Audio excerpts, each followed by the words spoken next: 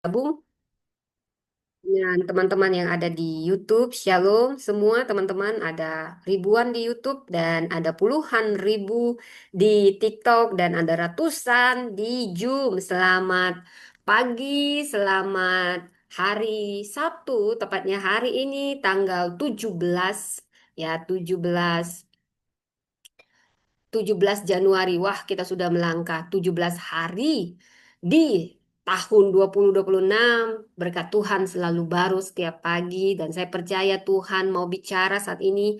Anda yang bergabung dalam channel ini bukan suatu kebetulan. Jangan pernah keluar sebelum Anda dapat rema yang bisa Anda jadikan bekal di tahun 2026 ini. Baik, saudara. Hari ini kita akan mendengarkan firman Tuhan, hikmat yang membungkam ribut dan menguatkan relasi. Baik, mari kita berdoa. Bapa Surgawi, terima kasih. Hambamu akan memberitakan firman-Mu. Hambamu hanya alat, sembunyikan di balik kuasa salib-Mu. Berjaga di pintu bibir hamba, hanya kebenaran firman Allah yang hamba beritakan. Roh Kudus ambil alih hamba. Roh Kudus bicara pribadi lepas pribadi, yang sakit disembuhkan, yang berbeban berat mendapat kelegaan. Setiap firman yang keluar tidak pernah kembali sia-sia. Firman-Mu mengoreksi, menutrisi, mendewasakan kami semakin seperti Engkau dalam karakter. Tutup bungkus internet, jaringan, apapun yang kami perlukan dalam acara, ibadah, Empower Woman Ministry ini. Jamaah pribadi lepas pribadi, siapapun yang mendengar, baik lewat YouTube, Zoom, dan juga lewat TikTok Live ini tidak ada yang kebetulan. Bicaralah Tuhan, ada jalan keluar untuk tiap masalah dan kami patahkan segala kuasa yang coba menghalangi pemberitaan firman Allah. Dihancurkan, dipatahkan kuasanya oleh kuasa darah Kristus. Dan kami siap mendengar, berfirmanlah di dalam nama Yesus. Amin. Shalom saudaraku. Shalom semuanya. Selamat hari Sabtu ya.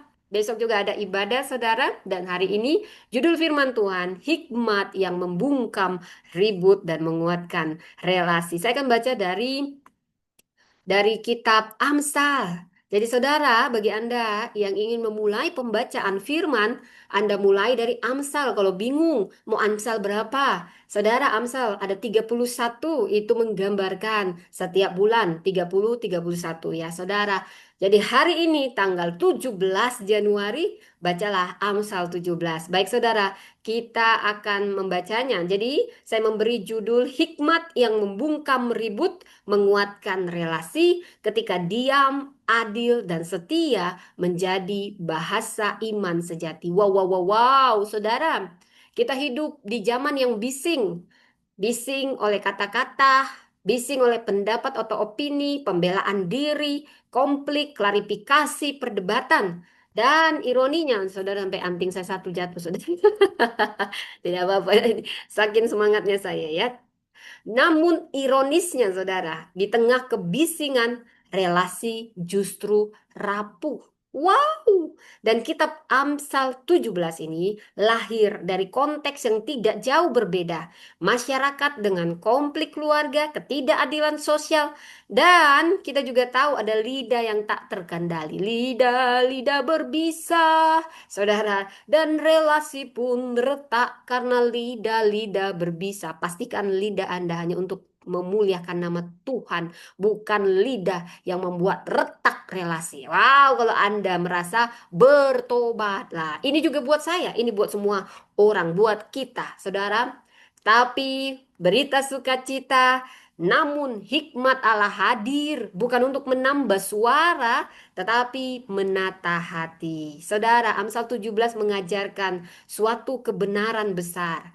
Iman sejati seringkali tidak bersuara keras. Saya ulang, iman sejati seringkali tidak bersuara keras, tapi percayalah, ini berdampak dalam. Wow, hari ini kita akan belajar bahwa hikmat sejati membungkam ribut. Apakah Anda sedang mengalami ribut-ribut sama suami, sama tetangga, sama sahabat, sama orang tua, sama kakak, sama ipar, sama mertua, saudara? Wah, Bukankah sering sekali kita ribut-ribut atau perang dingin, saudara?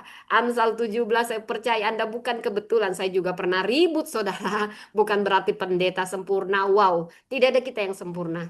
Tetapi mau didewasakan, disempurnakan. Tuhan tidak cari yang sempurna. Tuhan cari yang hatinya mau dihajar. Setiap orang kudus punya masa lalu. Demikian pula orang berdosa punya masa depan.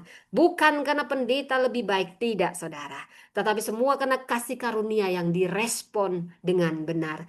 Saudara, kalau Anda bergabung bukan suatu kebetulan dan saya berdoa setiap hubungan yang retak, hubungan yang dingin, hubungan yang wow, sangat menyakitkan, dipulihkan saat ini. Anda yang mendengar bukan kebetulan, Tuhan sedang menjamah baik Anda ataupun Anda yang menyimpan sakit hati. Saudara, mari kita belajar karena namanya hidup ini adalah pembelajaran seumur hidup, saudara.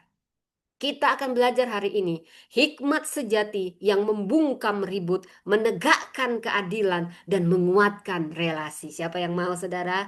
Amin. Katakan dalam hati, amin, amin. Mari kita baca Amsal 17. Ini bicara tentang hikmat, relasi, karakter, dan kendali diri. Saudara bisa membaca bersama-sama dengan saya. Saya bacakan Amsal 17 ayat 1. Lebih baik sekerat roti yang kering disertai dengan ketentraman daripada makanan daging serumah disertai dengan perbantahan. Saudara, ini roti kering melambangkan kesederhanaan. Ketentraman, shalom ini menunjuk pada keutuhan relasi. Hikmat menilai kualitas suasana hati bukan kelimpahan materi. Apa yang kita pelajari dari si ayat 1 ini? Allah mengutamakan damai relasi lebih dari kemewahan lahiriah. Buat apa? Rumahmu besar 10 M, tapi kau tidak punya hubungan yang baik dengan suamimu, dengan anak-anakmu, dengan tetanggamu, atau banyak dengan keluargamu. Saudara, dalam rumah tangga, gereja, dan pelayanan yang lebih sehat, itu dipenuhi dengan damai sekalipun tidak berlimpah. Daripada berlimpah tapi penuh konflik. Inilah makna ayat pertama. Kita baca ayat kedua. Budak yang berakal budi akan berkuasa atas anak yang membuat malu. Jadi pembantu rumah tanggamu bisa, kalau dia lebih berakal budi, dia lebih berkuasa daripada anakmu yang kau manja-manja itu. Dan akan mendapat bagian warisan bersama-sama dengan saudara-saudara anak itu. Makanya kita orang tua jangan memanjakan anak. Nanti anak pembantu atau pembantu kita lebih berkuasa karena lebih berakal budi. Didik anak kita. Saudara, hikmat lebih menentukan posisi daripada status. Saya ulang. Hikmat lebih menentukan posisi. Mau ke posisi bos, anak juragan, anak presiden, tapi nggak ada hikmat. Wah, itu sami maun, saudara. Anak yang memalukan menunjukkan pada ketidaksetiaan moral. Allah itu meninggikan karakter. Dia lebih melihat karakter kita, mengubah karakter kita dulu daripada situasi kita. Dan Allah meninggikan karakter tidak melihat garis keturunan latar belakang.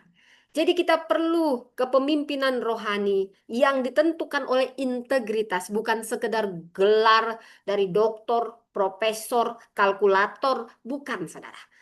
Dan ayat 3 saya bacakan. Kui adalah untuk melebur perak dan perapian untuk melebur emas. Tetapi Tuhanlah yang menguji hati. Apa maksudnya? Ujian hidup adalah alat pemurnian. Saudara, jangan pernah berharap hidup ini aman. Saudara, justru kita dimurnikan dengan ujian hidup. Ini caranya bagaimana kita merespon setiap ujian hidup. Karena itu yang bisa membawa kita pada promosi dan peningkatan level bila kita merespon dengan benar. Tuhan itulah penguji batin, bukan sekedar tindakan luar.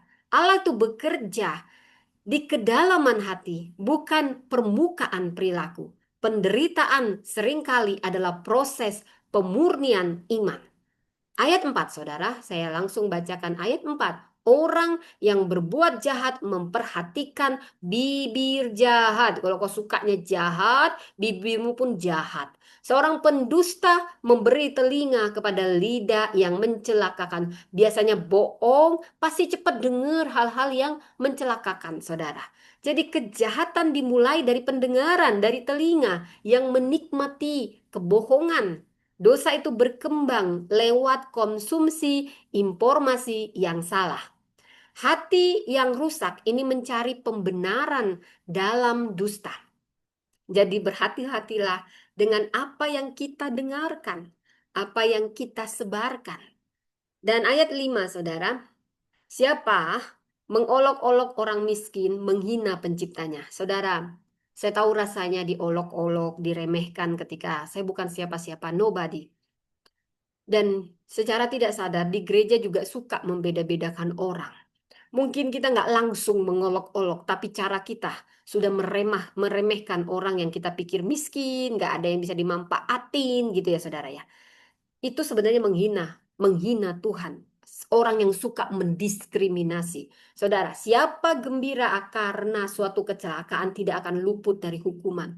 Mungkin kau senang mendengar musuhmu, orang yang kau cemburui, atau orang yang iri dengki sama kau kecelakaan. Kau sendiri juga tidak akan luput dari hukuman. Tuhan tidak ingin anak-anaknya penuh dendam, penuh benci. Dia ingin kita penuh kasih, penuh ampun. Saudara, dari ayat 5 kita belajar, orang miskin ciptaan Tuhan. Semua kita ciptaan Tuhan. Jadi kalau kita menghina sesama ciptaan Tuhan, siapa yang kita hina? Allah sendiri. Jadi Allah berpihak pada martabat manusia, bukan status sosial. Mau miskin, mau kaya, apa kata dunia, di hadapan Allah kita sama. Maka pelayanan sejati itu lahir dari empati, bukan superioritas. Ayat 6, mahkota orang-orang tua adalah anak cucu, dan kehormatan anak-anak ialah nenek moyang mereka. Saudara, apa maksudnya? Hikmat lintas generasi adalah berkat. Wow, ini bicara dari orang tua sampai anak cucu lintas generasi. Di mana dari atas mengalir ke bawah berkat itu, di mana hikmat itu dibagikan. Kita orang tua bertanggung jawab mendidik anak bahkan sampai cucu kita. Di sini bicara tentang hubungan keluarga adalah warisan ilahi. Tahukah Anda, warisan itu bukan hanya bicara uang, tapi kerukunan, kerukunan antar bersaudara. Bukankah banyak sekarang karena uang, setelah orang tuanya mati, anak-anaknya bunuh-bunuhan. Harta yang dibangun oleh orang tua hancur seketika di tangan anak-anak. Kenapa? Karena mereka hanya berdamai pada saat orang tuanya ada. Tapi orang tua yang tahu mendidik anak-anaknya dan menurunkan hikmat itu mengajarkan sehingga dipenuhi hikmat lintas generasi, maka kekayaannya akan kekal. Karena warisan bukan hanya soal uang, terutama warisan soal karakter, moral, terutama iman. Saudara, hubungan keluarga yang baik sampai sekarang itu warisan ilahi. Ngapain banyak uang, banyak warisan antar kakak beradik, bunuh-bunuhan, saling membenci karena uang. Berarti ada kegagalan di sini, saudara. Allah bekerja melalui generasi. Bangun iman yang dapat diwariskan. Jangan hanya pikirin anakmu punya rumah, hasil korupsi, anakmu punya ini itu, tapi tidak kau ajarkan menjaga kerukunan. Ada lagunya, Bakurapan di kepala Harun yang kejanggut dan jubahnya turun, ke sanalah berkat Tuhan dicurahkan. Jadi intinya kerukunan, di mana ada kerukunan, berkat Tuhan dicurahkan berkelimpahan. Keluarga yang rukun, maka berkat Tuhan berlimpah-limpah dicurahkan. Karena itu jaga persatuan, jaga kerukunan. Ini butuh hati yang besar. Harus ada yang mengalah, saudara. Harus ada yang mengalah supaya kerukunan rumah tangga terjadi, kerukunan antar generasi, lintas generasi di keluarga terjadi. Ada yang peduli, ada yang hati besar, ada yang menjaga warisan ini. Saudara, di ayat 7 dikatakan orang bebal tidak layak mengucapkan kata-kata yang bagus. Karena memang nggak sepadan, saudara. Kalau namanya bebal, nggak mungkin kata-katanya yang baik yang keluar. Yang ada juga kebebalan-kebebalan. Apalagi orang mulia mengucapkan kata-kata dusta. Ini sangat kontradiksi. Kalau orang yang berhati mulia, kelihatan kok. Dia nggak akan berdusta. Kalau mulutnya penuh dusta, itu orang bebal, itu bukan orang yang mulia. Integritas itu lebih penting daripada retorika. Saya ulang, integritas lebih penting daripada retorika. Kebohongan menghancurkan otoritas moral. Kebohongan menghancurkan otoritas moral. Kebenaran dan karakter harus sejalan. Saudara, di ayat 8 dikatakan hadiah suapan adalah seperti mestika di mata yang memberi. Wow, mungkin kau dikasih uang disuap. Hei, 10 M. Ayo, bakar itu semua. 15 M, ayo tebang pohon-pohon ini. Gak peduli nanti apa yang terjadi pada kampung ini. Kau dikasih uang 15 M, kau biarkan hutan ditebang. Lalu datanglah banjir, datanglah hujan, semuanya hanyut. Saudara, berapalah uangmu 15 M itu, kau dituntut sama Tuhan tanggung jawab. Kemana juga ia memalingkan muka, ia beruntung. Saudara, suap itu bagaikan jimat. Suap itu memberi ilusi kekuatan, keberhasilan semu, tetapi inilah yang membawa kehancuran moral. Bukankah banyak pejabat disuap dan banyak kehancuran terjadi, dibongkar oleh alam, dibongkar oleh Tuhan. Allah menolak keberhasilan yang dicapai dengan dosa. Mungkin uangmu kaya karena kau biarkan hutan ditebang. Yang penting kau dapat 15 M, dapat 1 triliun, tapi Tuhan akan menuntutmu. Apa yang kau dapatkan itu akan hilang. Percaya, saudara. Karena Tuhan membela orang benar, tapi membenci kekejian, kepasikan, kemunafikan. Saudara, di ayat 9 saya bacakan, siapa menutupi pelanggaran, mengejar kasih, tetapi siapa membangkit-bangkit perkara, menceraikan sahabat karib. Saudara, dalam suatu persekutuan, perkumpulan, perhatikan ini, kalau masuk orang yang suka kali gosipin orang, suka kali menghasut-asut, itu akan memecah persatuan yang dulunya bersatu. Setelah dia hadir, semua terhasut. Hati-hati dengan orang yang seperti ini. Saudara, kita seharusnya bagaimana menutupi kekurangan satu sama lain dan mengejar kasih. Itulah yang menjaga persatuan. Itulah pemimpin yang berhati besar. Dan hanya pemimpin yang berhati besar yang bisa menjadi pemimpin besar. Kalau Anda hanya cari untung, apa untungnya? Apa manfaatnya sama saya? Anda bukan orang yang berhati besar. Mungkin keuntungan Anda dapat, tapi tidak sebanyak kalau Anda berani berkorban. Anda yang mempertahankan nyawa akan kehilangan nyawa, kata Tuhan. Apa maksudnya? Itu juga dalam konteks kalau kita hanya peduli diri kita, tapi tidak peduli semua kepentingan orang banyak. Maka apa yang kita pedulikan itu akan Tuhan ambil juga. Saudara, di sini diajarkan bagi kita, mengampuni akan mempererat relasi. Kalau kau pernah disakiti, sudahlah, ampuni. Jangan ungkit-ungkit yang memecah persahabatan, saudara. Kasih menutupi dosa, bukan menyebarkannya. Kalau ditegur, tegurlah empat mata. Jangan juga nggak pernah kau tegur orang yang salah. Karena ada namanya spotlight yang kita nggak bisa lihat. Hanya orang yang bisa lihat. Jangan kita katahi dia, tapi dia tidak sendiri. Dia nggak pernah tahu kesalahannya apa. Tapi semua orang udah dingin sama dia gara-gara kita. Apalagi kita pakai pengaruh kita untuk menghancurkan harga diri dia. Saudara, kita tidak ada satupun yang tidak pernah membuat, tidak ada yang sempurna. Pasti kita semua pernah membuat kesalahan. Maka dewasalah di sini. Jangan juga terlalu menghakimi orang. Ingat, kita juga diampuni ketika kita juga belajar mengampuni, tapi bukan berarti kita kehilangan disiplin. Yang saya mau di sini adalah keseimbangan. Saudara, di ayat 10, suatu hardikan lebih masuk pada orang berpengertian daripada 100 pukulan pada orang bebal. Apa maksudnya? Teguran itu lebih masuk pada orang pengertian. Orang bebal, kau nasihat-nasihati, habis waktumu, bebui-bui mulutmu capek. Wah, karena udah bebal, nggak usah, saudara. Tapi kalau kau tahu dia orang yang bijak dan pada saat dia melakukan kesalahan, kau tegur baik-baik, tidak kau permalukan. Itu akan sangat dia hargai. Dia tahu menghargai orang yang menegur pada waktu yang tepat, di waktu yang tepat, cara yang tepat. Dia akan mengenang itu sebagai disiplin yang membuat dia makin berkembang. Saudara, disiplin itu juga kasih, saudara. Ada keseimbangan di sini. Hikmat itu terlihat dari respon terhadap koreksi. Berhati besarlah ketika kita salah dan dikoreksi. Jangan cuman bela diri, bela diri, bela diri. Nggak mau menerima masukan. Orang bijak, dia mau dikoreksi. Dia belajar dari teguran, bukan terus berkecil hati. Saudara, ayat 11 dikatakan orang durhaka hanya mencari kejahatan, tetapi terhadap dia akan disuruh utusan yang kejam. Wow, maksudnya apa? Pemberontakan pasti akan selalu membawa konsekuensi ilahi. Saya ulang, pemberontakan pasti akan selalu membawa konsekuensi ilahi. Otoritas Allah tidak bisa dipermainkan. Saya ulang, otoritas Allah tidak bisa dipermainkan. Jadi kalau kamu hanya cari-cari kejahatan, maka ada utusan yang akan Tuhan utus untuk menghajar kamu.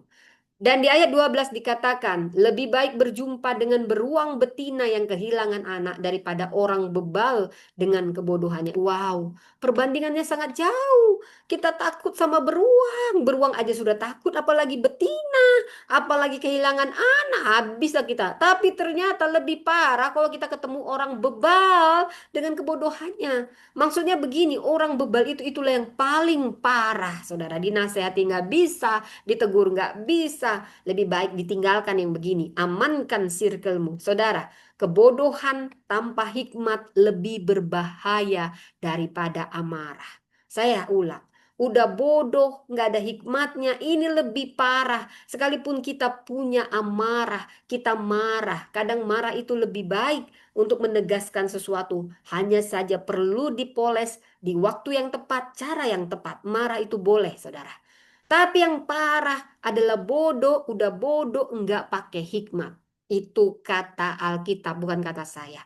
Ayat 13, siapa membalas kebaikan dengan kejahatan? Kejahatan tidak menghindar dari rumahnya. Kamu, saya sudah sering ketemu sama orang gini. Kita baikin, cuman dimanfaatin. Kita baikin, cuman dimanfaatin. Malah dijelek-jelekin. Ada yang tipe begini. Ini namanya tipe nggak tahu diri. Kamu pikir kau aman sekarang. Kamu dibaikin. Saya ada cerita. Dia anak yatim piatu. Dia diasuh sama orang tua dengan dua anak. Anak orang tua ini dia bunuh karena rasa iri sama anak-anak ini punya orang tua yang baik. Padahal dia udah diasuh. Apa yang menjadi milik anak-anak ini diberi pada dia. Tapi dia nggak pernah puas. Dia membalas air susu dengan air tuba. Siapapun Anda yang bertipe ini. Air susu dibalas air tuba. Kacang lupa kulitnya. Kata Amsal, kau ingat ini, bertobatlah kau segera. Kejahatan juga tidak akan menghindar dari rumahmu, dari tempat kerjamu, dari usahamu. Mungkin kau pikir, aman, bodoh kau baik sama aku, ku injak-injak kau, ku manfaatin kau, rasain. Siapa suruh baik? Inilah orang paling bodoh, paling nggak tahu diuntung. Oh, mungkin nggak tahu orang yang tulus-tulus itu digituinnya. Tapi Tuhan tahu, maka kejahatan tidak akan menghindar darimu. Tiba-tiba kau bangkrut, terbakar, atau apapun, kesialan demi kesialan. Kenapa? Kau udah dibaikin, kau balas dengan air tuba. Selalu ada hukum tabur tuai. Baiklah sama orang yang baik, padahal Tuhan Yesus juga mengajarkan baik juga sama orang yang jahat samamu. Ini parah banget kamu, udah dibaikin, kau balas dengan kejahatan. Apa nggak parah kali nanti yang kau dapat? Ya, makanya tabur yang baik, udah kau dapat yang baik, kau balas pula sama yang baik itu yang jahat, maka tidak terhindarlah dimanapun kau. Ada hartamu tiba-tiba hilang, adapun penghasilanmu tiba-tiba, kok aku sial terus ya? Mungkin kau perlu bercermin. Ada orang yang dia baik samamu, kau salah gunakan, kau balas dengan kejahatan. Saudara, di ayat 14 dikata, memulai pertengkaran itu seperti membuka jalan air.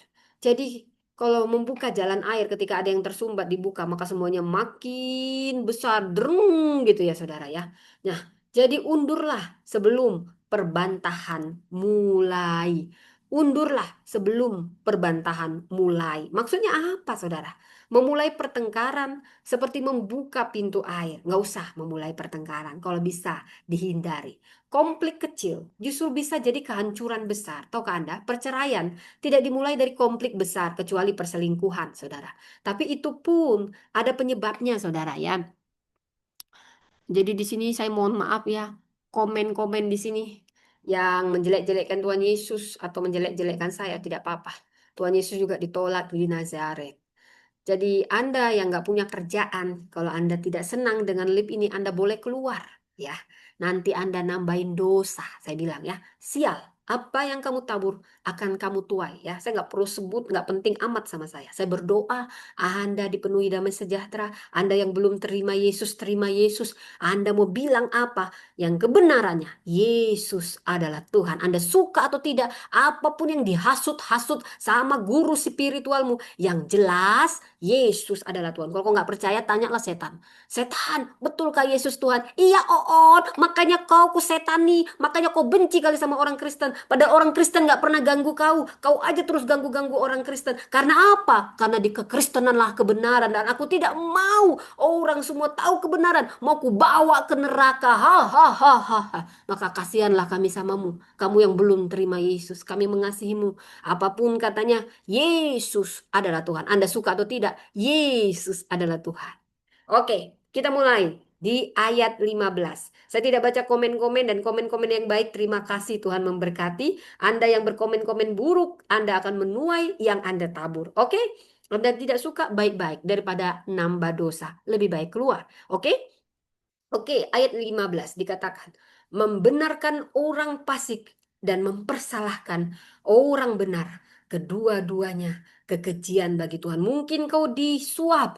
Hei, bela aku ya. Kubunuh dia, tapi bilang ya hakim, bilang hakim aku tidak bersalah. Ini uang 15 M. Lalu karena yang benar ini orang miskin, kau putar balikkan cerita sebagai hakim. Kau benarkan orang fasik. Kau salahkan orang benar karena kau dapat uang dari orang fasik, sedangkan orang benar ini miskin. Saudara, saya mau katakan itu kekejian di hadapan Tuhan. Allah membenci ketidakadilan moral. Keadilan akan selalu menang, cepat atau lambat. Kalau kau ini hakim-hakim yang tidak adil, bertobatlah kau. Mungkin kau selamat sekarang. Mungkin itu kasus 20 tahun, 10 tahun yang lalu. Oh, nggak ada yang tahu, semuanya aman. Dia hanya janda miskin. Oh, anaknya diperkosa. Aku tidak bela. Yang penting dapat uang 10 M. Aku aman, aku sehat. Ada saatnya itu akan terungkap. Anda hanya menunggu waktunya Tuhan. Saya katakan Anda pun yang mendengar ini diperlakukan tidak adil, berteriak sama Tuhan. Ada waktunya Tuhan.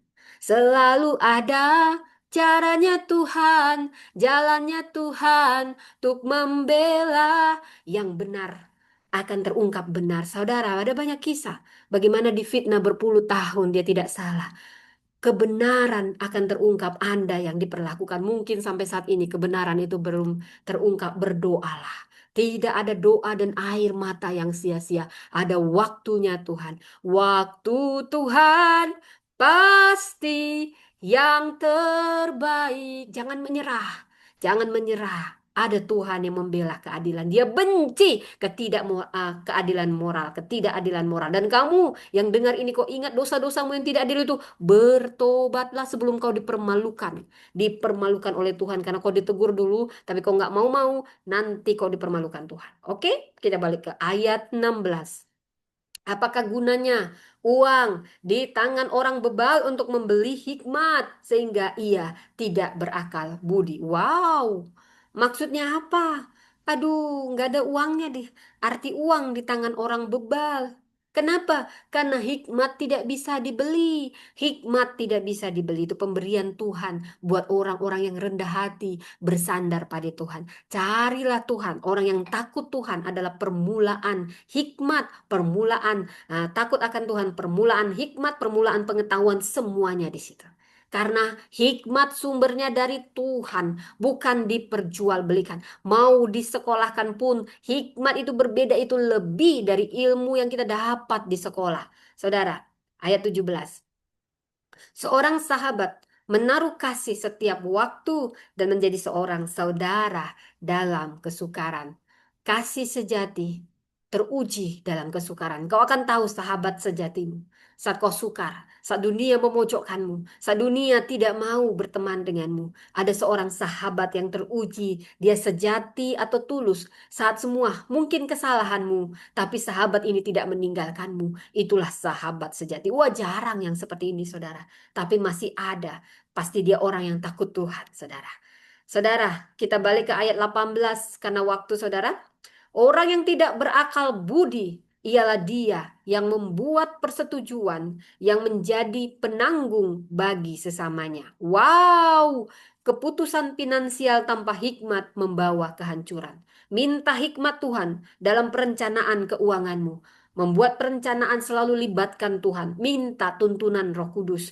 Berapapun uang yang dipercayakan saat ini, saat kau mengelolanya dengan hikmat Tuhan akan dibuat Tuhan berkelimpahan. Tapi banyak pun uangmu, banyak pun dari suap-suap, dari hal-hal yang pasik akan habis, lenyap, tidak jelas ketika kau tidak meminta hadirat Tuhan. Tapi kalau Tuhan kau minta hadiratnya, uang-uang pasik itu pasti ditegur Tuhan. Hei, bertobat kau, pakai uang-uang suap kau, kembalikan itu, bela keadilan. Nah, pasti diingatkan Tuhan. Makanya kalau Anda mau lihat orang yang korupsi-korupsi itu mungkin ya rumahnya ada, tapi tidak ada damai sejahtera. Apapun hasil dari yang tidak tidak benar, itu tidak pernah menghasilkan damai sejahtera. Makanya lebih baik sedikit, tapi hasilnya benar, dari uang yang benar. Kalau uang panas, anak-anakmu mungkin bermasalah, kau bermasalah, kau hanya kaya harta, kaya ini, tapi tidak ada damai sejahtera. Bahkan dakduk, dakduk, ketahuan nggak ya? Dakduk, saudara. Wah, tapi yang dipenuhi damai sejahteramu seperti sungai. Ya, saudara. Bukan berarti orang Kristen nggak akan kaya. Justru kaya dengan kejujuran, kaya dengan hikmat Tuhan, disertai damai sejahtera. Itu yang kita cari. Libatkan Tuhan. Keputusan finansial, minta hikmat Tuhan. Sedikit jadi banyak. Banyak berkelimpahan, berkelimpahan. Bukan berarti orang Kristen tidak boleh kaya. Tapi kayalah dengan hikmat Tuhan. Jangan dari kepasikan dan yang lain-lain. Dan ayat 19 dikatakan, siapa suka bertengkar, suka juga kepada pelanggaran. Siapa memewahkan pintunya mencari kehancuran. Maksudnya apa? Kesombongan. Ini yang membuka pintu kejatuhan. Ya pamer, ya saya juga ada kayak pamer-pamernya saudara ya. Saya mau bertobat juga mengakui di situ ya saudara ya. Mungkin karena jiwa muda yang kita nggak ada yang sempurna saudara. Tapi tidak semua orang besar hati untuk mengakui kesalahannya. Kalau saya mau bicara apa adanya, saya tidak sempurna. Saya tidak pernah layak jadi pendeta. Kalau bukan karena Tuhan yang melayakkan. Dan saya mau tegur kamu yang merasa, kamu tidak layak Priscilla karena rambutmu pirang, gayamu mentereng. Betul, saya tidak pernah layak jadi pendeta. Tapi kalau kau merasa kau layak jadi pendeta karena kau baik, karena gayamu kudel-kudel gitu ya. Jadi pendeta tuh harus gambarannya dia itu kayak kolot banget baru sah jadi pendeta gitu ya. Jangan kau pikir kau dilayakkan karena itu. Kita semua dilayakkan karena kasih karunia Tuhan. Tidak ada yang layak di antara ada. Kalau ada di hatimu, kau tidak layak. Hanya aku yang layak. Karena aku kumel. Kumel gak banyak gaya kayak kamu. Kamulah pendeta yang paling tidak layak. Penuh iri dengki. Saya katakan, ada yang kayak gini suka pendeta. Ku pendetakan kau, ku pendetakan kau. Depan kita ngomongnya beda, belakang kita ngomongnya beda. Suka membual, suka berbohong. Ini pendeta, bertobatlah kau. Bukan kau yang mempendetakan orang. Kalaupun kau jadi pendeta, bukan karena kau baik, bukan karena kau layak. Tidak ada yang layak. Semua dilayakkan oleh Tuhan.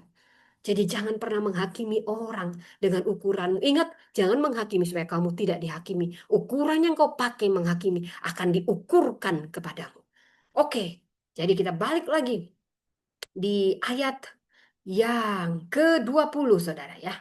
Nah, bukan ayat 20, kayaknya ayat 19 ya, saudara ya. Ayat 20. Orang yang serong hatinya tidak akan mendapat bahagia. Orang yang memutar-mutar lidahnya akan jatuh ke dalam celaka. Orang yang berbelit-belit hatinya, punya ketidakjujuran. Ini yang menghalangi berkat Allah. Saya bilang, mau pendeta banyak bohong, saudara. Saya sudah ketemu dengan pendeta mata duitan, pendeta yang penuh manipulasi, pendeta yang gila uang. Saya sudah ketemu. Pendeta yang hanya ajas manfaat. Pendeta, ya karakter pendeta itu nggak langsung karena dia pendeta udah bertobat. Tidak, saudara. Ini kalau kamu pendeta-pendeta begini, bertobatlah kau, karena aku mengasihimu. Jangan mulutmu besar, jangan kau bohong-bohong. Jangan kau bilang gak ada uang perkawinan, gak ada. Iyalah dia pendeta, thank you, thank you. Kalau aku makan uang gereja, kalau ini si Priscilla aku buat, pendeta thank you, thank you. Kamu siapa? Siapa kamu? Sehingga kamu yang menentukan ini dibayar, ini tidak dibayar. Kau cari untung dengan kelobaanmu. Kau cari untung dengan manipulasimu. Kau tidak punya integritas sedikit pun. Wah, ini saya sangat bersyukur ketika dia sendiri yang nggak tahan dan kepanasan sehingga merimuk saya. Karena dia tidak tahan dengan orang benar. Ya, orang fasik tidak akan tahan dalam perkumpulan orang benar. Orang fasik tidak akan tahan dekat dengan orang benar, orang jujur. Karena dia penuh dengan kepasikan, saudara. Kalau kamu pendeta, kamu akan dihukum lebih berat dengan kebohongan-kebohongan manipulasimu. Ada juga pendeta mulut besar. Katanya dari YouTube-nya menghasilkan uang jutaan. Katanya dia, oh banyak bohongnya supaya dia kelihatan besar. Tapi padahal hitung-hitungan. Cuman mau cari untung dari status pendetanya. Banyak yang begini saya lihat. Cuman mau ajas manfaat dari orang. Kalau kamu yang mendengar ini, bertobatlah kau sebagai pendeta. Tulus, tulus, murni, berintegritas. Saudara, kita mulai dari ayat, karena itu ketidakjujuran itulah yang menghalangi berkat Allah. Kau tidak jujur soal hal yang sederhana. Kau memanfaatkan ketulusan orang. Kau bilang nggak ada bayarannya berkhotbah di pernikahan, ya kan? Padahal kalaupun kau jujur, belum tentu itu pendeta mau uangnya. Dia sudah senang. Tapi yang dia harapkan adalah kejujuran. Kau bohong, bohong. Padahal Tuhan mau berkati kau. Akhirnya ketidakjujuranmu itulah menghalangi berkat Allah. Makanya gerejamu nggak berkembang. Karena pendetanya seperti ini. Bohong soal uang. Uangnya, uang aja. Mata duitan gitu, saudara. Kalau karakternya nggak benar-benar diubah. Nah, kalau dia menjadikan pelayanan itu untuk cari uang terus, cari uang bohong-bohongin. Padahal Tuhan mau berkati dia. Sikap dia inilah, ketidakjujuran dia inilah menghalangi berkat Allah atas dia. Saudara, jangan seperti itu. Kita semua butuh uang, pendeta butuh uang, tapi jangan sampai berbohongnya parah banget. Jaga integritas sebagai pendeta. Saya ketemu begini, saya bingung. Karena saya baru jadi pendeta, saya orang sekuler awalnya. Saya tulus-tulus saja melayani, saudara. Jadi, wow, ini parah banget. Padahal kalaupun dia jujur, nggak akan saya minta, saya kembalikan, bahkan saya berkati lebih. Hal yang kecil dia nggak bisa dipercaya, apalagi hal yang besar. Makanya, saya katakan, ketidakjujuran akan menghalangi berkat Allah. Di ayat 21, saudara. Siapa mendapat anak yang bebal, mendapat duka, dan ayah orang bodoh tidak akan bersuka cita. Wow, jadi kalau kau punya anak bebal itu mungkin juga karena kau yang bebal. Kau tidak mendidik anakmu jadi bebal. Kebodohan itu yang membuat duka cita orang tua. Kalau punya anak bebal itu paling duka bagi orang tua. Ayat 22 dikatakan saudara. Nah, ini adalah resep untuk kita yang sedang sakit. Anda yang mendengar ini, adakah Anda yang sakit? Bukan suatu kebetulan Anda mendengar. Ini obat yang paling mujarab. Dikatakan di ayat 22. Hati yang gembira adalah obat yang manjur. Tetapi semangat yang patah mengeringkan tulang. Saya ulang. Hati yang gembira adalah obat yang manjur. Tetapi semangat yang patah mengeringkan tulang. Saudara, ini obat yang paling canggih, apapun penyakit Anda, firman Tuhan tidak pernah salah. Mungkin Anda tidak punya uang banyak, tapi Anda bergembira dalam Tuhan. Anda lakukan yang Roh Kudus tuntun, Anda pasti sembuh. Kesehatan batin akan mempengaruhi tubuhmu. Ketika rohmu kuat, tubuhmu yang lemah akan dibangkitkan. Bahkan tulang-tulang yang rapuh, tulang-tulang kering bisa bangkit ketika dihembuskan napas. Itu punya roh yang kuat ketika roh Tuhan dihembuskan, saudara. Sukacita adalah kekuatan rohani. Iblis tidak mengincar kekayaan kita.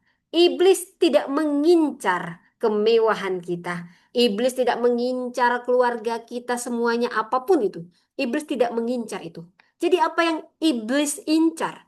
Yang iblis incar adalah sukacita. Kenapa? Itu obat adalah sukacita di hatiku. Orang yang sudah kehilangan sukacita Tuhan, itu seperti rumah yang tidak bertembok.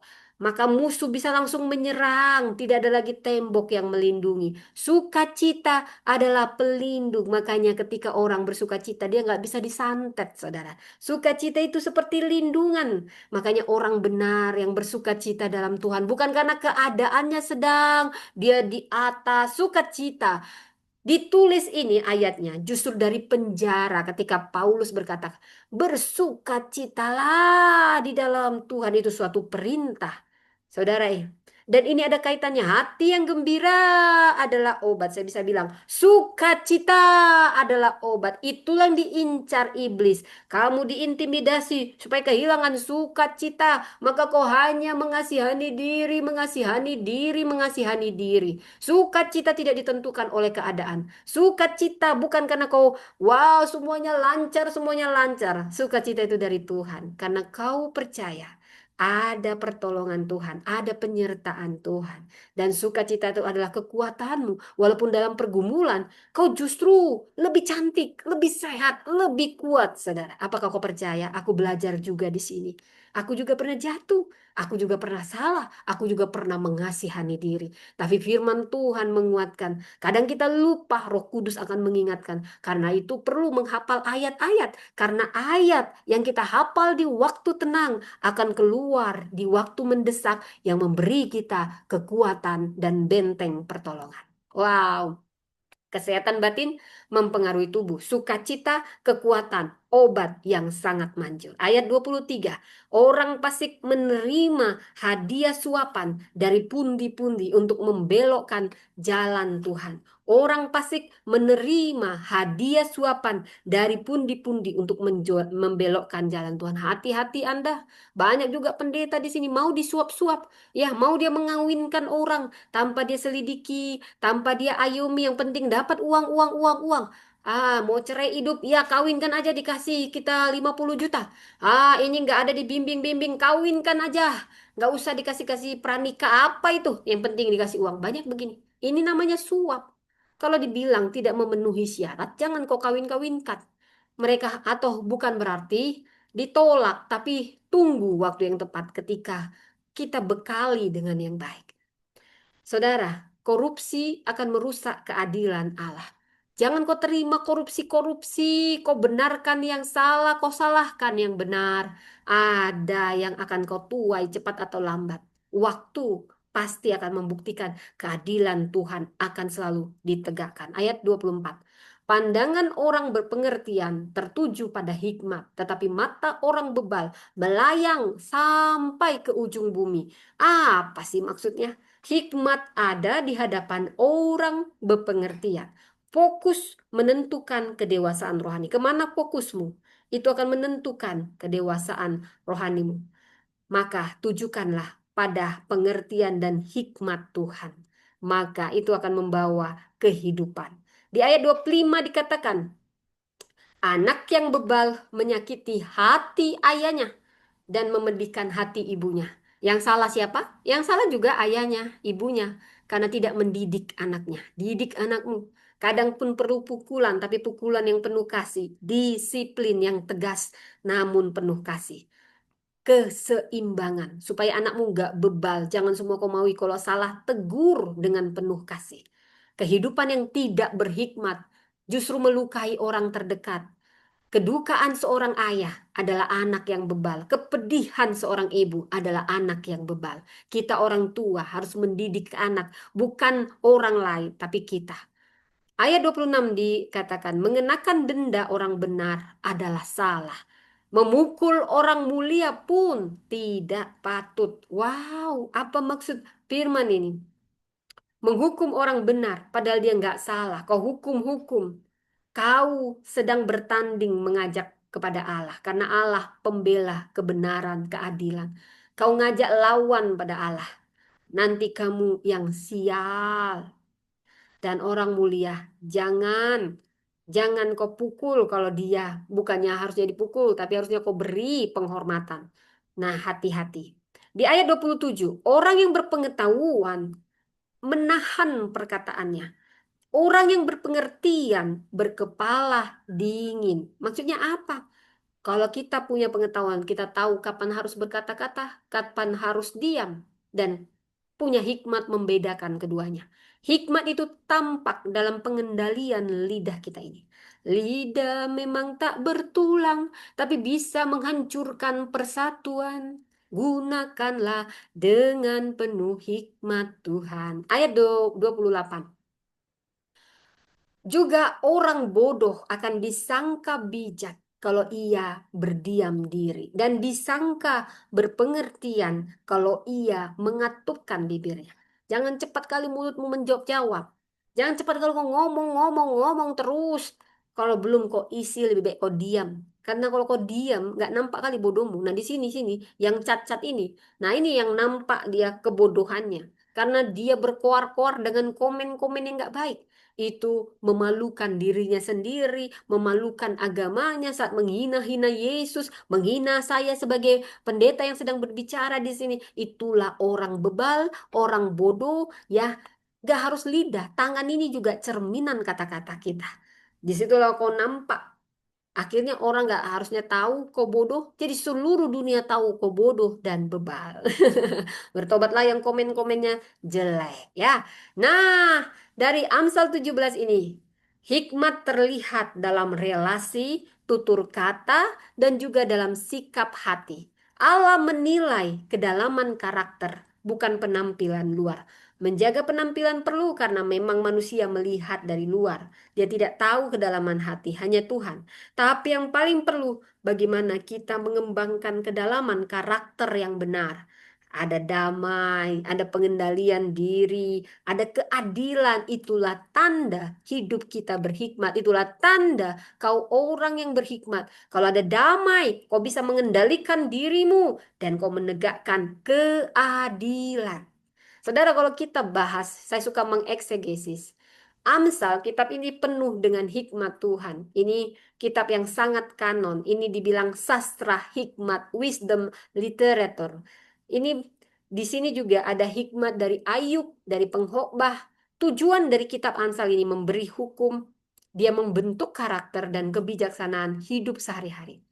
Jadi ini banyak ditulis oleh Salomo, tapi bukan Salomo sendiri. Ini kumpulan hikmat lintas generasi. Jadi penulisnya banyak dan ditulis diedit beberapa tahap.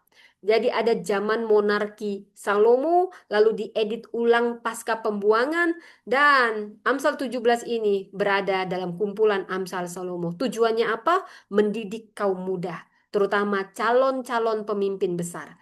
Dengan apa dididik? Dengan menanamkan takut akan Tuhan. Hormat pada Tuhan, itu maksudnya takut akan Tuhan. Hikmat yang praktis, etika sosial dan relasional. Jadi ini fokus Amsal 17 pada relasi, tutur kata, keadilan, dan stabilitas sosial. Saudara, dari Amsal ini bukan janji mutlak, ini prinsip untuk kehidupan berhikmat. Jadi dari sini bagaimana damai dibandingkan dengan pertengkaran, bijak dengan bebal, benar dengan fasik. Dia punya metafora domestik ya dengan membuat contoh-contoh dari rumah, roti, keluarga, bahkan dia memakai metafora alam, perapian, air, binatang buas. Jadi bahasanya konkret untuk nilai abstrak. Ini sangat lintas zaman ya. Jadi ini menggambarkan masyarakat dengan konteksnya pada zaman Israel kuno, di mana masyarakat agraris dan strukturnya patriarkal dan ada ikatan keluarga dan komunitas yang sangat kuat. Dan di sini dijabarkan dengan jujur konflik rumah tangga, anak yang bebal, sahabat dan saudara. Ini tema utamanya. Ini hubungan dalam keluarga, dalam komunitas. Ini punya budaya timur yang kuno tentang kehormatan keluarga dan reputasi publik. Anak bebal mencemarkan kehormatan keluarga dan suap itulah yang merusak keadilan publik. Anak bebal, itulah kedukaan suatu keluarga. Suap, itu perusak yang sangat-sangat fatal untuk keadilan. Saudara, ini juga bicara ekonomi dan hukum. Tidak ada sistem hukum modern di mana keputusan hukum sering dipengaruhi oleh relasi dan suap. Di ayat 8 dan 23 ditekankan tentang suap, tentang ketidakadilan yang dikecam keras oleh Tuhan. Kalau kau suka menerima suap, kau dengar khotbah ini, bertobatlah kau, bertobatlah kau. Mungkin ada waktunya Tuhan akan mempermalukanmu kalau kau tidak bertobat. Malunya akan lebih parah daripada uang yang kau dapat itu. Bertobatlah kau. Ya, saya tahu sebagian dari sini saya tidak tahu itu Roh Kudus yang sampaikan. Jadi takut akan Tuhan adalah permulaan hikmat. Amsal 17 tidak banyak memang menyebut nama Tuhan secara eksplisit, tapi seluruh nilainya berakar pada tatanan ilahi. Ini membuat pandangan tentang Allah dalam Amsal 17. Allah dipahami sebagai penguji hati, pembela keadilan, pencipta semua manusia, penentu akibat moral. Allah aktif menilai moral manusia, bukan pasif. Saudara, di sini ada etika relasional.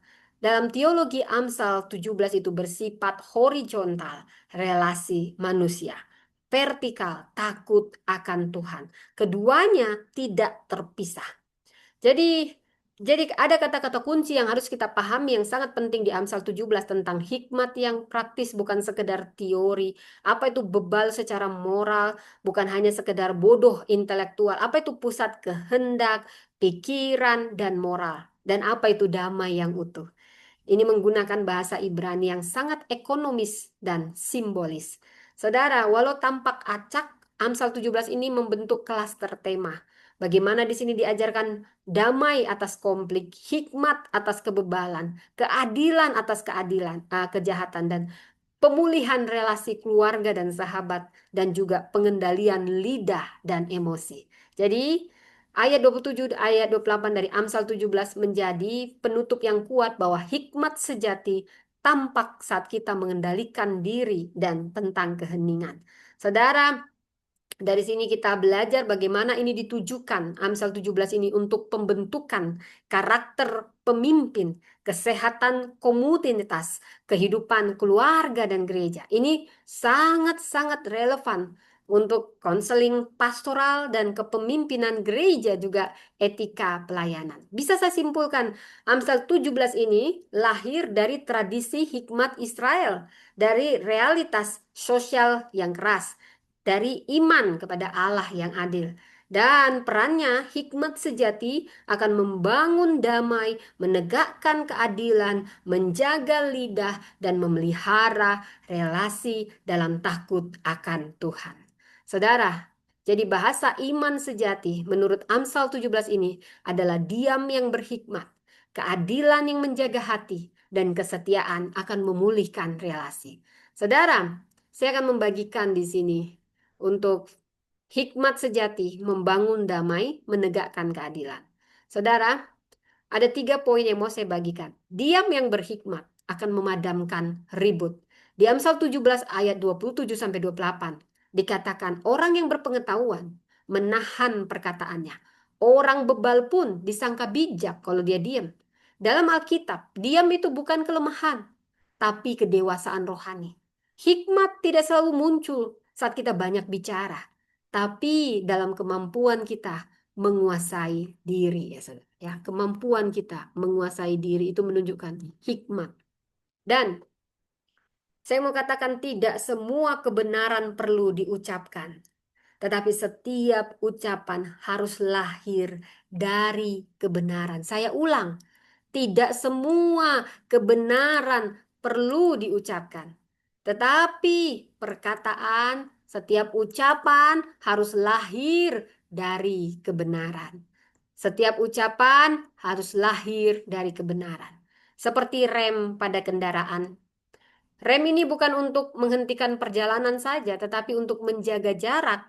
Supaya apa? Supaya tidak terjadi kecelakaan. Yesus saat dia di hadapan Pilatus, Matius 27 ayat 12 sampai 14, dia memilih diam.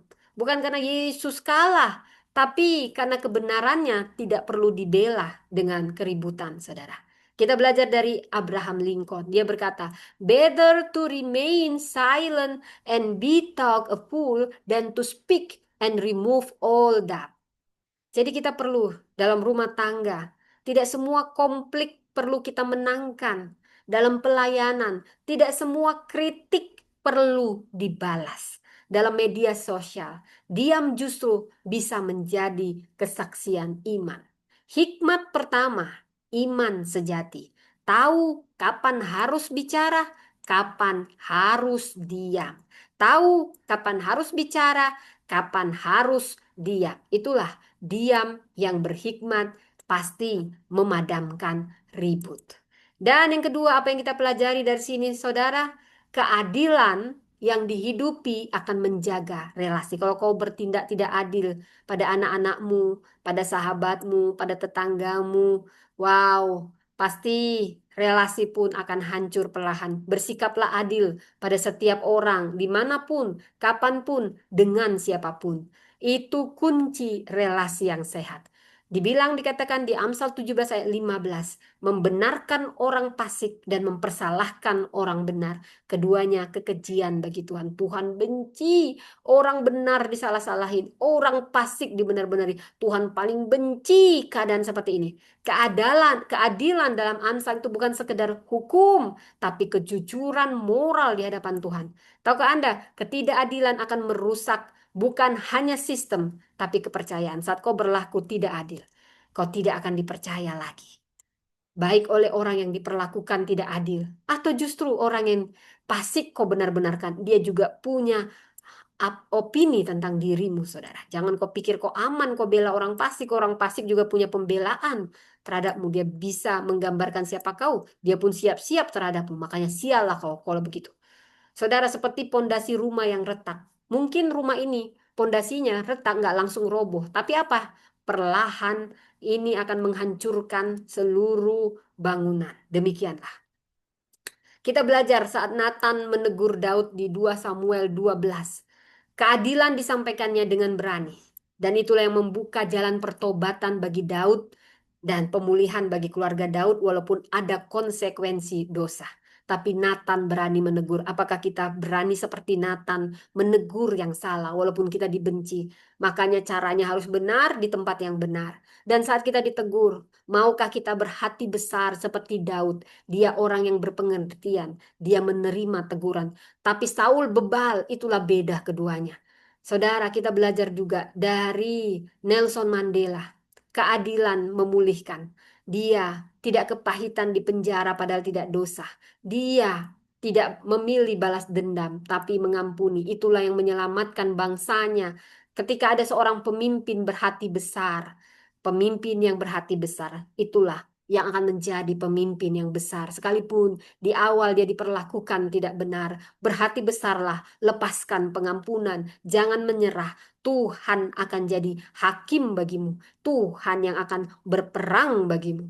Saudara, berlakulah adil dalam keluarga, meski menyakitkan, tegas dalam pelayanan, walau tanpa kehilangan kasih, jujur meski tidak populer, saudara. Hikmat iman sejati tidak kompromi dengan ketidakadilan. Dan poin yang ketiga, kesetiaan dalam relasi. Inilah bahasa kasih yang terdalam. Kesetiaan dalam relasi, bahasa kasih yang terdalam. Seorang sahabat menaruh kasih setiap waktu dan menjadi seorang saudara dalam kesukaran. Kesetiaan bukan hadir saat muda, tapi justru akan terlihat saat keadaan sulit. Kau akan tahu siapa sahabatmu yang setia.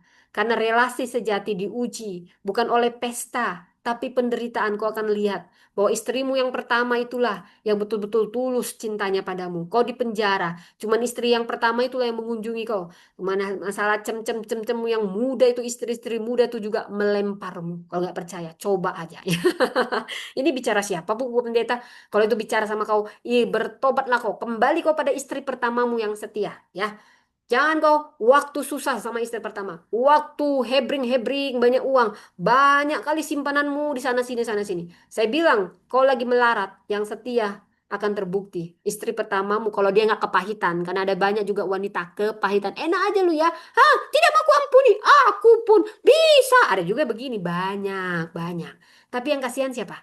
Anak-anak. Maka harus ada yang berhati besar mengampuni. Maka terjadi pemulihan. Seperti jembatan baja, ia tidak diuji saat cuaca cerah, tapi saat badai datang. Ya, kalau kamu mau tahu tahan banting, maka saat dibantinglah akan ketahuan ini tahan banting atau tidak. Bukan saat dielus-elus, disimpan-simpan, ya nggak akan kelihatan dia tahan banting, tahan uji, saudara. Jadi kita belajar dari Ruth dan juga Naomi. Bangsa mula bangsaku, Allah mula Allahku. Wah, tidak ada yang begini saya bisa temuin. Kesetiaan Ruth itu yang mengundang kehormatan baginya, menjadi garis keturunan Yesus Kristus. Saya juga teringat Mother Teresa, dia setia bukan karena dia kaya, dia melayani dan dia melayani orang yang tidak bisa membalasnya. Dia meninggalkan jejak kasih yang abadi. Setia dalam keluarga meski tidak sempurna, setia dalam gereja meski ada luka, setia dalam panggilan meski sepi. Saudara, kesetiaan adalah bahasa iman yang paling pasti. Saya ulang, kesetiaan adalah bahasa iman yang paling pasti. Saudara, saya tutup dengan ini. Amsal 17 ini mengajarkan kita bahwa iman sejati tidak selalu terdengar keras, tapi terlihat jelas. Terlihat jelas, bukan terdengar keras. Diam yang berhikmat meredam ribut. Keadilan yang hidup menjaga relasi. Kesetiaan yang konsisten memulihkan luka. Diam yang berhikmat meredam ribut. Dari Amsal 17 ayat 20, terutama 27 sampai 28. Orang yang berpengetahuan menahan perkataannya. Orang bebal pun disangka bijak kalau dia diam. Jadi diam yang berhikmat itu bukan orang yang takut bicara. Aduh takut, takut, aduh takut bicara. Tapi dia punya kematangan menimbang waktu dan tujuan. Dia tahu kapan bicara, kapan harus diam. Jadi dalam perspektif Alkitab, hikmat bukan diukur dari banyak kita kata, aku ngomong, aku aja nang ngomong, kata sambutan, ini, suara aku aja. Bukan itu, tapi dari kedalaman penguasaan diri, saudara.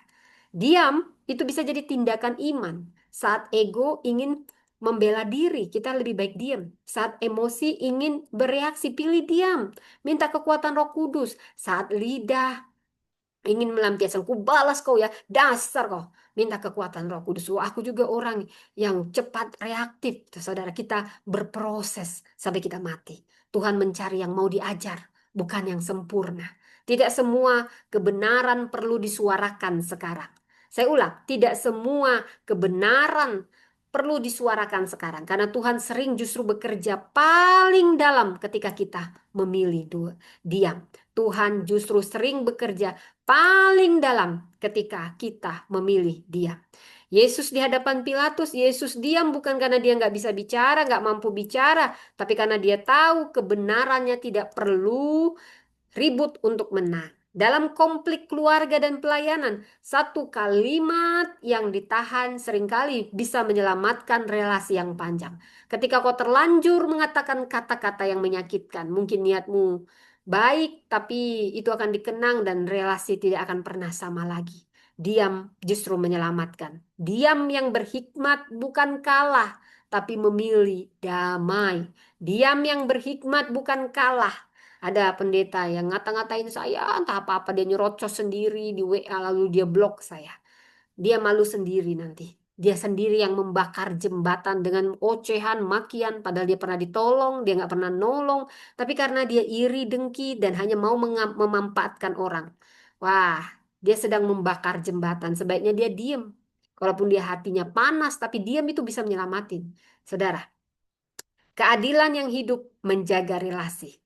Membenarkan orang fasik, mempersalahkan orang benar itu keji bagi Tuhan.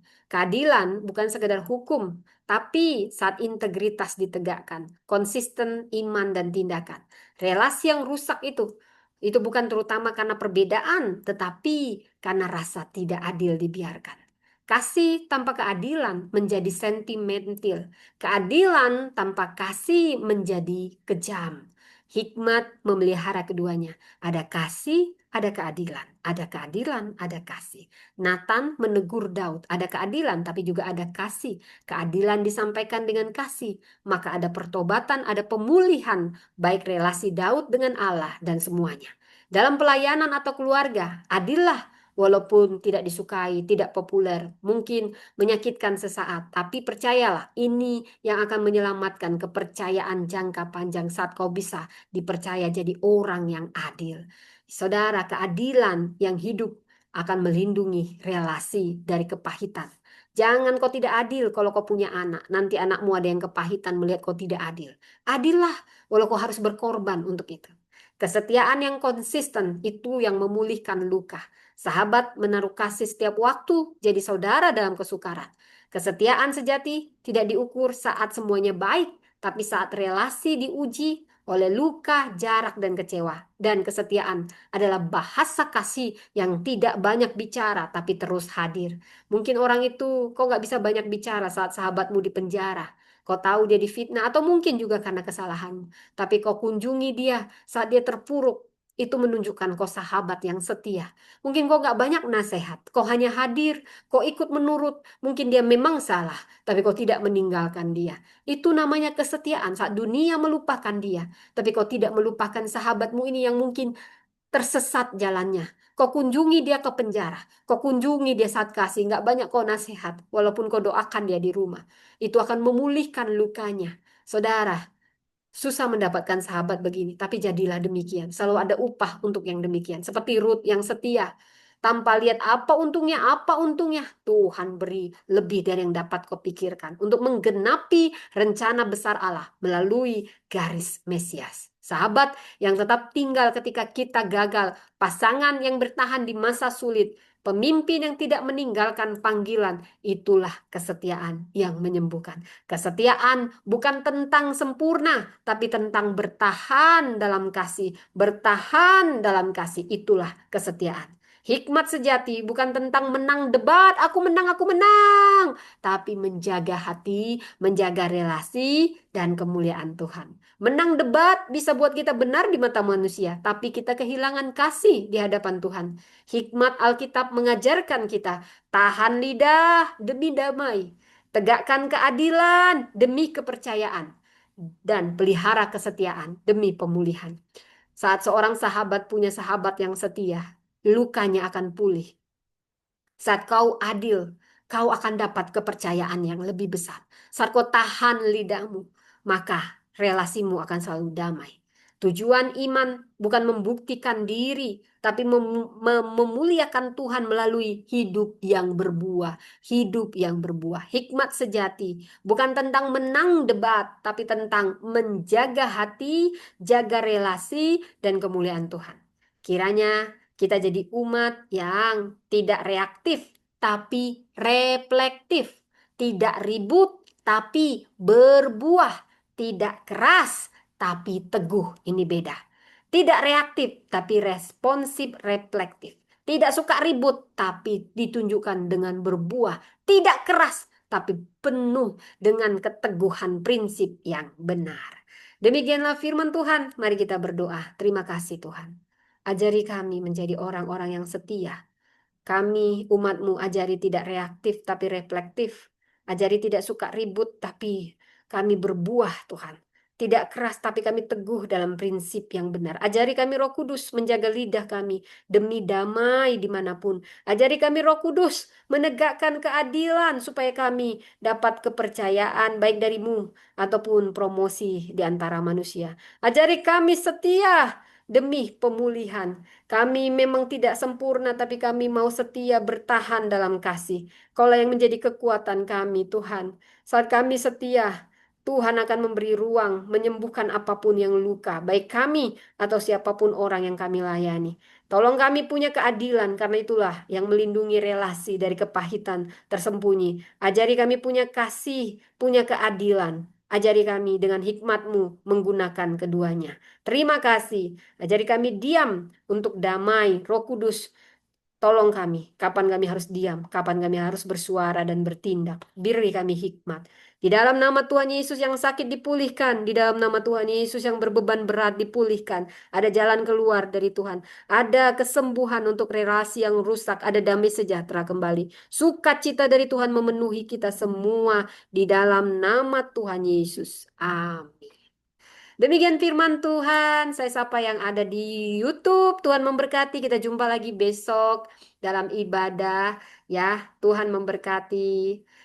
Hikmat membungkam ribut, menguatkan relasi. Tuhan memberkati. Bye. Pamit dulu dari yang YouTube dan juga Zoom.